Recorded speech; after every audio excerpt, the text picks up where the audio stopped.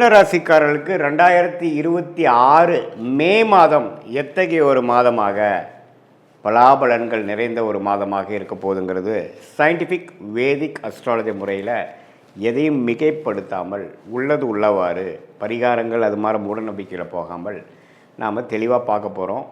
இதில் பார்த்திங்கன்னா ஆண்டு கிரகம் என்று சொல்லப்படுகிற குரு, சனி, ராகு, கேது மிதுன ராசிக்கு எப்படி ஒரு அமைப்பு இருக்குது, அதே சமயத்தில் மாத கிரகமாகிய ராசி அதிபதி புதன், சூரியன், செவ்வாய், சுக்கிரன்லாம் எது மாதிரி அமைப்பில் வருது, அதை வைத்து உங்களுக்கு வரக்கூடிய வாழ்க்கை சம்பவங்கள் எது மாதிரி இருக்குது, எது மாதிரி விஷயங்களுக்காக நம்ம எதிர்பார்க்கலாம், எது மாதிரி அமைப்புகள் காத்திருக்கிறதுங்கிறது நம்ம துல்லியமாக சயின்டிஃபிக் வேதிக் அஸ்ட்ராலஜியில் முறையில் 2026 மே மாதம் மிதுன ராசிக்கு எப்படி இருக்க போகுதுன்னு இந்த வீடியோவில் பார்க்க போகிறோம். இப்போ பாருங்கள், ராசிக்குள்ளேயே குரு இருக்கிறார், 10ஆம் இடத்துல சனி இருக்கிறார். ராஜோகாதிபதி சனி இருக்கும் பொழுது கடந்த ஒரு வருஷமாக பல புரட்சிகளையும் பல முயற்சிகளையும் செய்து கொண்டு இருக்கக்கூடிய மிதுன ராசிக்காரர்கள் தொழிலாக இருந்தாலும் சரி, வேலையாக இருந்தாலும் சரி, நிறைய முயற்சிகள் செய்கிறீங்க. அப்ஸ் அண்ட் டவுன்ஸ் வருது, ஆனால் அதில் போராடி போய் கொண்டிருக்கிறீர்கள். அதில் யோகங்களும் இருக்குது, சில குறைபாடுகளும் உண்டு. ஆனாலும் யோகங்கள் அதிகமாக வரக்கூடிய அமைப்புகள் உண்டு.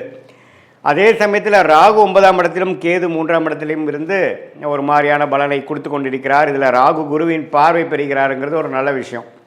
இப்படி ஒரு அமைப்பு இருக்கிறப்போ உங்களுடைய மாத கிரகமாகிய ராசி அதிபதி புதன் எப்படி இருக்கிறாருன்னா 11ஆம் இடத்துல இருக்கிறார். மாதத்தின் ஸ்டார்ட்டில் 3rd and 4th week, second half of May என்ன ஆகிறாருன்னா புதனே பார்த்திங்கன்னா 12ஆம் இடத்துக்கு அதுக்கு பிடித்த சுக்கிரனோட வீட்டில் வரார். ஸோ அருமையான ஒரு அமைப்பு மிதுன ராசிக்காரர்களுக்கு பொறுத்த வரைக்கும் மே மாதத்தில் நல்ல ஒரு அமைப்பு இருக்குது. ஏன்னா மெல்ல சனி விட்டு விலகிட்டார், செவ்வாய்ங்கிற கிரகத்தை விட்டு விலகிறார். ஸோ சனி செவ்வாயோட விலகி புதன் மெல்ல சுக்கிரனோட சேருவது, சுக்கிரனோட வீட்டுக்கு போகிறது அப்படிங்கிற மாதிரி அமைப்பு வரும்பொழுது இதுவரை கடந்த 3-4 வருஷம் 3 மாதமாக ஜனவரி மாதம் 2026 சில வாய்ப்புகளை நழுவ விட்ட மிதுன ராசிக்காரர்கள் இந்த டைமில் நல்லாவே கையில் 2 கையிலையும் பிடிச்சிக்கக்கூடிய அமைப்புகள், திருமண விஷயங்கள், இல்லற விஷயங்கள், பெண்கள் விஷயங்கள், கணவனாக இருந்தால் மனைவி, மனைவியாக இருந்தால் கணவன் இல்லை, அது மாதிரி விஷயத்தில் அந்யோன்யங்கள் பெறுகிற மாதிரியும் நல்ல சுகபோகங்கள் வளரக்கூடிய அமைப்பு, வசதிப்படுத்திக்கக்கூடிய அமைப்பு, வாழ்க்கையில் உங்களுக்கு வேணுங்கிற சில வீடு விஷயமாக இருந்தாலும் சரி, வண்டி வாகனமாக இருந்தாலும் சரி, வசதிப்படுத்திக்கக்கூடிய அமைப்புகளில் அதுக்கு வேணுங்கிற பண வரவுகள் எல்லாமே நன்றாக இருக்கக்கூடிய அமைப்பாக மே மாதம், குறிப்பாக சொல்லணுன்னா செகண்ட் ஹாஃப் ஆஃப் மே மிதுன ராசிக்காரர்களுக்கு இருக்குதுங்கிறது நாம் தெரிந்து கொள்ள வேண்டும். இது ஒரு அற்புதமான ஒரு விஷயம். அதே சமயத்தில் சூரியன் 11ஆம் இடத்தில் இருக்கிறார், அது லாபஸ்தானத்தில் இருக்கிறார். லக்னாதி ராசி அதிபதி 11ல் இருக்கிறார். சுக்கிரன் பாருங்கள் 12ஆம் வீட்டிலே இருந்து மாதத்தின் செகண்ட் ஹாஃபில் ராசிக்குள்ளேயே வரார். இதெல்லாம் பார்த்திங்கன்னா நம்ம யோகமான ஒரு அமைப்பு. இது மூலமாக இன்னுமே சில விஷயங்கள் நம்ம செஞ்சுக்கலாம். வாழ்க்கையில் இதுவரை நம்ம செய்யக்கூடிய படிக்கக்கூடிய ஸ்டூடெண்ட்ஸாக இருந்தாலும் சரி, மாணவர்கள் இருந்தாலும் சரி, ஒரு உத்தியோகத்தில் இருக்கிறவங்க இருந்தாலும் சரி, நடுத்தர வயதினராக இருந்தாலும் சரி, நல்ல டக்குன்னு சில விஷயங்கள்லாம் நடந்தது. நம்மளால் காத்துட்டு இருந்ததெல்லாம் கொஞ்சம் ஓரளவுக்கு பண்ணிட்டேன், சில விஷயங்கள் எனக்கு கைவிட்டு போனதெல்லாம் இப்போ கொஞ்சம் கிடச்சிது அப்படிங்கிற மாதிரி ஒரு நல்ல யோகமான ஒரு அமைப்பாக மிதுன ராசிக்காரர்களுக்கு அது வருகிறது. அதே சமயத்தில் மாதத்தின் ஃபஸ்ட் அண்ட் செகண்ட் வீக் பார்த்திங்கன்னா ஃபஸ்ட் ஹாஃபில் பார்த்திங்கன்னா செவ்வாய்ங்கிற சத்ருபா அதிபதி பார்த்திங்கன்னா சனியோடு சேரும் பொழுது கொஞ்சம் உடல் உபாதைகள், வண்டி வாகனத்தில் போகிறப்ப கேர்ஃபுல்லாக இருக்கணும். ஏன்னா 6ஆம் வீட்டு அதிபதி சனியோடு சேர்ந்து 10ஆம் இடத்துல இருக்கும் பொழுது தொழிலில் சில சங்கடங்கள், சில எதிர்ப்புகள் வரலாம். கொஞ்சம் கேர்ஃபுல்லாக ஃபஸ்ட் ஹாஃப் பார்த்துக்கிட்டு செகண்ட் ஹாஃபில் அதோட லாபத்தையும் அதோட நல்ல பலனையும் அணிவிக்கக்கூடிய ஒரு அற்புதமான ஒரு மாதமாக சுக்கிரனுங்கிற ராஜோகாதிபதி ராசிக்குள்ளே வருவதனாலையும், ராசி அதிபதியே 11ஆம் இடத்துலையும் 12ஆம் இடத்துலையும் நல்ல அமைப்பில் இருக்கிறனாலையும், ராஜோகாதிபதி 10ஆம் இடத்துல நீடித்திருக்கிறனாலையும் நல்ல அமைப்புகளை கொடுக்குது. ராசிக்குள்ளேயே குரு இருக்கிறார். ஜூன் மாதத்துக்கு அப்புறம் தான் குரு பயிற்சி ஆகுறதுங்கிறது நம்ம தெரிஞ்சுக்கணும். அதுக்கப்புறம் பார்த்திங்கன்னா நிறையா குடுக்கல் வாங்கல் அதிகமாகவும், நிறையா இன்வெஸ்ட்மெண்ட்ஸ் அது மாதிரி போகும். ஆனால் மே மாதம் அதுக்கு வேணுங்கிற நல்ல ஒரு ஃபவுண்டேஷனை கொடுக்கக்கூடிய ஒரு அற்புதமான ஒரு மாதமாக மே 2026 மிதுன ராசிக்காரர்களுக்கு வருகிறதுங்கிறது நம்ம தெரிஞ்சுக்கணும். இது ஒரு பொதுவான பலனை தவிர உங்களுடைய ஜென்ம ஜாதகம் எப்படி இருக்குது, பிறந்த தேதி, பிறந்த நேரம், பிறந்த ஊரை வைத்துக்கொண்டு உங்களுடைய திருக்கணித பஞ்சாங்கம் பிரகாரம் உங்கள் ஜாதகத்தை போட்டு நீங்கள் என்ன லக்னத்தில் பிறந்தீங்க, மிதுன ராசியில் திருவாதிரை நட்சத்திரமா, மிருகசீரி நட்சத்திரமா, புனர்பூச நட்சத்திரமா, என்ன நட்சத்திரத்தில் பிறந்தீங்க, உங்களுடைய தசாபுக்திகள் எப்படி இருக்குது, உங்கள் லக்னாதிபதி எப்படி இருக்குது, இப்போ நடக்கக்கூடிய தசைகள் எப்படி இருக்குதுங்கிறதெல்லாம் நல்லா துல்லியமாக ஆராய்ந்து அதில் வரக்கூடிய துல்லியமான பலன்களையும் இப்போ நம்ம கோச்சாரத்தில் பொதுவான மிதுன ராசிக்காரர்களுக்கு எப்படி இருக்குதுங்கிறதையும் சேர்த்து வைத்து நம்ம கொஞ்சம் துல்லியமாக பார்க்கும் பொழுது அடுத்த வரக்கூடிய காலங்கள் ஷார்ட் டேர்ம் எப்படி இருக்குது, அடுத்த வரக்கூடிய லாங் டேர்ம் எது மாதிரி ஒரு அமைப்பாக காட்டுகிறது, எந்த நேரத்தில் எது செய்யணும், எப்போ நல்ல நேரம் வருது, எப்போ ஜாப் சேஞ்ச் பண்ணலாம், எப்போ தொழில் அபிவிருத்தி பண்ணலாம், எப்போ தொழில் ஸ்டார்ட் பண்ணலாம், திருமண விஷயங்கள் எப்போ காட்டுது, லேட் மேரேஜா ஏர்லி மேரேஜா, அந்த இல்லற வாழ்க்கை அமையக்கூடிய அமைப்பு எப்போ வருது, குழந்தை பேரு எதிர்பார்க்குறவங்களுக்கு எப்போ குழந்தை பேரு கிடைக்கிற அமைப்புகள் மனைவி ஜாதகம் மூலமாகவும் கணவர் ஜாதகம் மூலமாகவும் காட்டுகிறது, எது மாதிரி வேலைக்கு போகலாம், எப்போ நமக்கு படிப்புக்கேற்ற வேலை கிடைக்கும், ஹையர் ஸ்டடீஸ் படிக்கலாமா, வேலைக்கு போகலாமா, வெளிநாடா உள்நாடா, இது மாதிரி பல விஷயங்கள். அதாவது படிக்கிற பசங்களாக இருந்தாலும் சரி, இளைய வயதினராக இருந்தாலும் சரி, நடுத்தர வயதினராக இருந்தாலும் சரி, சீனியர் சிட்டிசனாக இருந்தாலும் சரி, அவங்களுக்கு வாழ்க்கையில் முடிவுகள் எடுப்பதற்கு ஏராளமான விஷயங்கள் இருக்கும் பொழுது இந்திய வேத ஜோதிடத்தான சயின்டிஃபிக் வேதிக் அஸ்ட்ராலஜி எந்த மிகைப்படுத்தல்களும் போகாமல் மூடநம்பிக்கையிலையும் போகாமல் ஒரு கிரகம் ஒரு மாதிரி இருந்தால் நீங்கள் என்ன கர்மாவை கரைத்து கொண்டு இருக்கிறீர்கள், என்ன மாதிரி பிராப்தங்கள் வாங்கி கொண்டிருக்கிறீர்கள், எந்த மாதிரி ஒரு தோஷங்கள் இருக்குது, பிராப்தங்கள் இருக்குது, எந்த விஷயத்தை நம்ம அவாய்ட் பண்ணலாம் நம்ம வாழ்க்கையில், எந்த விஷயத்தை நம்ம எடுத்து முக்கியத்துவம் கொடுக்கலாம் அப்படிங்கிறது நம்ம தெரிஞ்சுக்கிட்டோம்னா வாழ்க்கையில் எதிர்நீச்சல் போட்டு சமய விரயங்கள் பண விரயங்களை தவிர்த்து என்ன விஷயங்கள் நமக்கு காத்திருக்குதோ அது மாதிரி விஷயங்கள் செய்து கொண்டு அதுக்கு நம்ம பாஸ்ட் லைஃப் கரெக்டாக நம்மளுடைய சயின்டிஃபிக் வேதிக் அஸ்ட்ராலஜி முறையில் மேட்ச் ஆகுதா, நம்ம பாஸ்ட் லைஃப் நம்ம ப்ரிடிக்ட் பண்ணுறது கரெக்டாக இருக்கா அப்படிங்கிறத செக் பண்ணிவிட்டு இப்போது ப்ரெசன்ட் டைம் எப்படி இருக்குது, அடுத்து வரக்கூடிய இம்மீடியட் ஃப்யூச்சர் எப்படி இருக்குது, அதுக்கப்புறம் வரக்கூடிய லாங் டேர்ம் ஃப்யூச்சர் எப்படி இருக்குங்கிறதெல்லாம் துல்லியமாக பார்த்து அதற்கேற்ற முறையில் நாம் நல்ல அமைப்பாக நாம் நம்மளுடைய வாழ்க்கை சம்பவங்களை அமைத்து கொண்டு அதுக்கு தகுந்தமான முயற்சிகளை நம்ம செய்யும் பொழுது மிதுனராசிக்காரர்களுக்கு இப்போ இருக்கக்கூடிய அந்த பொதுவான ஒரு அமைப்பு எது மாதிரி விஷயங்கள் காட்டுதோ அதை இன்னுமே நம்ம ஃபைன் டியூன் பண்ணி எது மாதிரி விஷயத்தில் எது மாதிரி டைமில் நம்ம எடுக்கலாம், எந்த விஷயத்தை நம்ம அவாய்ட் பண்ணலாம், நம்மளுடைய யோகமான கிரகம் என்னவா வருது, எதை நோக்கி போகலாம், எதில் நமக்கு லாபங்கள் அதிகமாக இருக்குது, எதில் நமக்கு பிராப்தங்கள் இருக்குது, எந்த டைரெக்ஷனில் போனோம்னா நம்ம ஈஸியாக நம்ம எதிர்நீச்சல் போடாமல் எளிதில் நம்மளுடைய குறிக்கோள்களை நம்மளுடைய கோலை அச்சீவ் பண்ண முடியுங்கிறதை சயின்டிஃபிக் வேதிக் அஸ்ட்ராலஜி முறையில் தெரிந்து கொண்டேனால் கண்டிப்பாக வாழ்க்கையில் எதிர்நீச்சல் போடாமல் எளிதில் வெற்றி பெற முடியும் என்று சொல்ல விரும்புகிறேன். கடகராசிக்காரர்களுக்கு மே 2026 எத்தகைய ஒரு மாதமாக பலாபலன்கள் நிறைந்த ஒரு மாதமாக இருக்க போகுதுன்னு பார்க்க போகிறோம். சயின்டிஃபிக் வேதிக் அஸ்ட்ராலஜி முறையில் எந்த விதத்திலும் மிகைப்படுத்தாமல் பரிகாரங்கள் அது மாதிரி மூடநம்பிக்கையில் போகாமல் உள்ளது உள்ளவாறு எப்படி ஒரு கிரகம் ஒரு மாதிரியான இடத்துல சஞ்சரிக்கும் பொழுது பயிற்சி பெறும் பொழுது எது மாதிரி தாக்கத்தை கடகராசிக்காரர்களுக்கு 2026 மே மாதம் கொடுக்க போகிறது அப்படிங்கிறத துல்லியமாக மிகைப்படுத்தாமல் இந்த வீடியோவில் நம்ம பார்க்க போகிறோம்.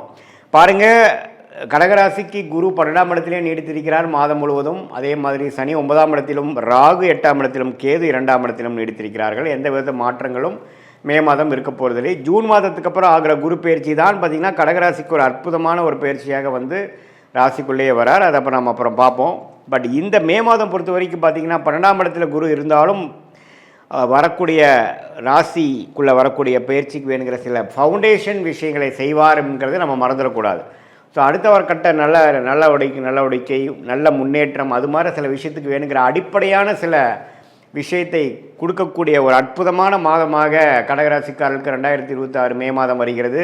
குறிப்பாக சொல்ல போனால் முதல் 2 வாரம் ஃபஸ்ட் ஆஃப் ஆஃப் மே மாதம் செவ்வாய்கிற ராஜயோகாதிபதி சனியோடு சேர்ந்துருக்கிறது கொஞ்சம் தவறு. ஆனால் 3rd and 4th week second half of May மாதம் பாருங்கள், செவ்வாய்ங்கிற ஒரு 10ஆம் இடத்துல திக்பலம் பெறுகிறார். அதாவது நல்லா 10ஆம் இடத்துக்கு வரும்பொழுது அருமையான விஷயம். அவரோட வீட்டுக்கு அவரே வரார். ஸோ ராசிக்கு 10ஆம் இடத்துல வருவது ராஜயோகாதிபதி வருவது தொழிலில் முன்னேற்றம் நல்லாவே வாழ்க்கையில் என்னென்ன செய்யணும்னு நம்ம ட்ரை பண்ணோமோ அதெல்லாம் கிடைக்கக்கூடிய அமைப்பு இருக்குது. அதே சமயத்தில் சுக்கிரன் 11ஆம் இடத்துல லாபஸ்தானாதிபதி 11லே இருக்கிறார். மாதத்தின் செகண்ட் ஆஃப் பார்த்திங்கன்னா 12ஆம் இடத்துக்குள்ள வந்து குருவோட சேர்றாரு. ஸோ அதெல்லாம் பார்த்திங்கன்னா சுப விரயங்கள் செய்யக்கூடிய அமைப்பு, பண வரவுகள் நிறையா வரக்கூடிய அமைப்பு, வெளிநாடு பிரயாணங்கள், குடுக்கல் வாங்கல நல்ல விஷயங்கள், இம்போர்ட் எக்ஸ்போர்ட் அப்படிங்கிற மாதிரி பல நற்செய்திகள் வரக்கூடிய ஒரு அற்புதமான செகண்ட் ஆஃப் ஆஃப் மே மாதமாக கடகராசிக்காரர்களுக்கு 2026 உண்டு. மே மாதம் உண்டு. அதே மாதிரி சூரியனும் பார்த்திங்கன்னா 10ஆம் இடத்துல இருக்கிறது அருமை. ஸோ மே மாதம் நம்ம என்ன எதிர்பார்க்கலாங்க சாமி, ஒரே வார்த்தையில் சொல்லுங்கன்னா முன்னேற்றத்தை எதிர்பார்க்கலாம். தொழிலில் மேன்மை, வேலையில் முன்னேற்றம், ப்ரொமோஷன் எதிர்பார்க்குறவங்களுக்கு கிடைக்கும். அதே சமயத்தில் நல்ல ஒரு அபிவிருத்தி, நல்ல சேஞ்சு, ஒரு ஜாப்லேருந்து இன்னொரு ஜாப் மாறுறது, மாணவர்களுக்கு நல்ல ஒரு ஃபோக்கஸு, நல்ல ஒரு ரிசல்ட்ஸு. அதே சமயத்தில் விளையாட்டுத்துறையில் இருக்கிறவங்களுக்கு நல்ல ஒரு அமைப்பு, மருத்துவத்துறையில் இருக்கிறவங்களுக்கு நல்ல பெனிஃபிட்ஸு, ரெகக்னிஷனு, மீடியா துறையில் இருக்கிறவங்களுக்கு நல்ல அமைப்பு, வெளிநாடு தொடர்பு இருக்கிறவங்களுக்கு நல்ல ஒரு கான்ட்ராக்ட், நல்ல ஒரு ப்ராஜெக்ட். அது மாதிரி கடகராசிக்காரர்களுக்கு இதுவரைக்கும் ராகு 8லேருந்து கேது 2லேருந்து ஒரு மாதிரி அப்ஸ் அண்ட் டவுன்ஸ் போயிட்டு இருந்து.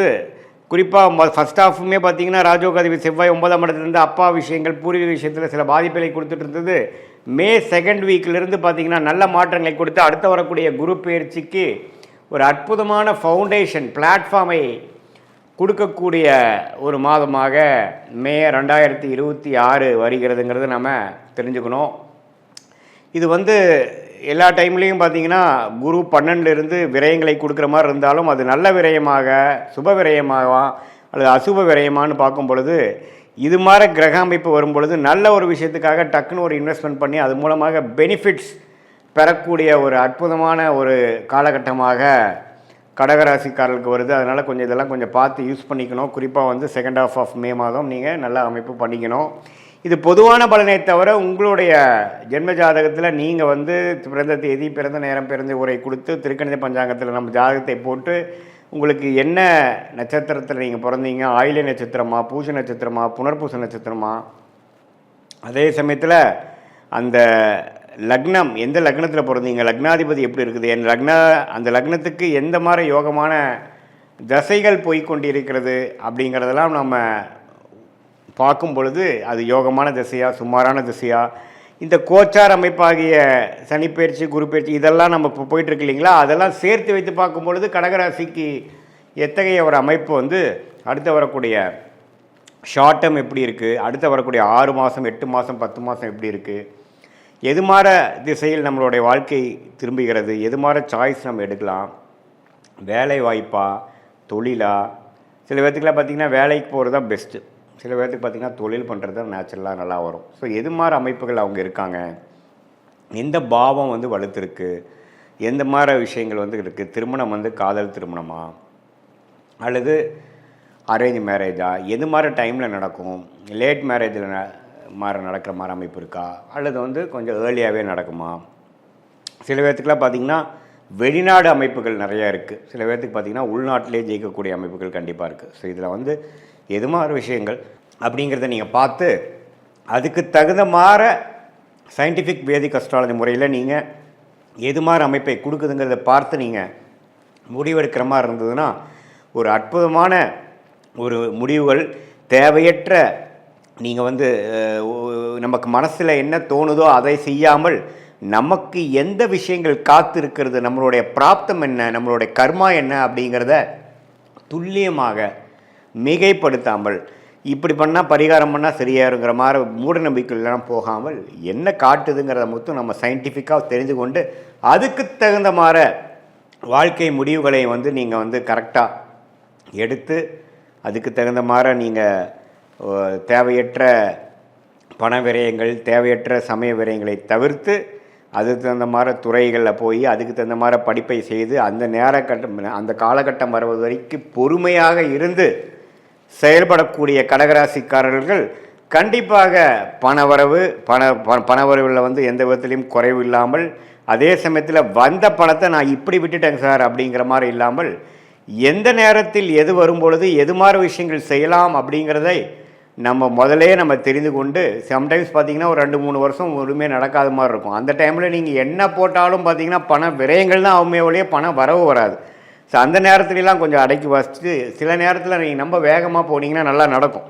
எந்த நேரங்கள் வந்து நமக்கு அருமையான நேரங்களை தெரிந்து கொண்டு அதுக்கு தகுந்த மாதிரி நம்மளுடைய லைஃப் சுச்சுவேஷனை அமைத்துக்கொண்டு நம்ம முயற்சிகளை வந்து பிளான் பண்ணோம்னா தேவையற்ற சமய விரயங்கள், தேவையற்ற பண விரயங்களை தவிர்த்து நம்மளுடைய வாழ்க்கையோட குறிக்கோள் என்ன, எது மாதிரி விஷயத்தை நம்ம நோக்கிறோம், எந்த மாதிரி ரிலேஷன்ஷிப் நமக்கு வேணும், எந்த மாதிரி ப்ரொஃபஷன் நமக்கு வேணும், எது மாதிரி ஃபினான்ஷியல் கோல் நமக்கு இருக்குங்கிறதெல்லாம் தெரிந்து, அதே சமயத்தில் நம்மளுடைய 12 பாவமும் நம்ம ஜாதகத்தில் குடும்பமாக இருந்தாலும் சரி, தனமாக இருந்தாலும் சரி, சொத்து விஷயமா இருந்தாலும் சரி, கடன், நோய், எதிரி, வம்பு வழக்காக இருந்தாலும் நம்ம ஜாதகத்தில் எப்படி காட்டுது, எந்த நேரத்தில் எது விஷயத்தில் நம்ம ஜாக்கிரதையாக இருக்கணும் அப்படிங்கிற விஷயத்தெல்லாம் நம்ம கவனமாக பார்த்து அதுக்கு தகுந்த மாதிரி நம்மளுடைய முன் எச்சரிக்கையோட, முன் யோசனையோடு நம்மளுடைய வாழ்க்கை முயற்சிகளையும் வாழ்க்கை செயல்பாடுகளையும் நம்ம செய்யும் பொழுது என்னென்னா, எப்படி ஒரு கூகுள் மேப் வந்து ஒரு மனிதனுக்கு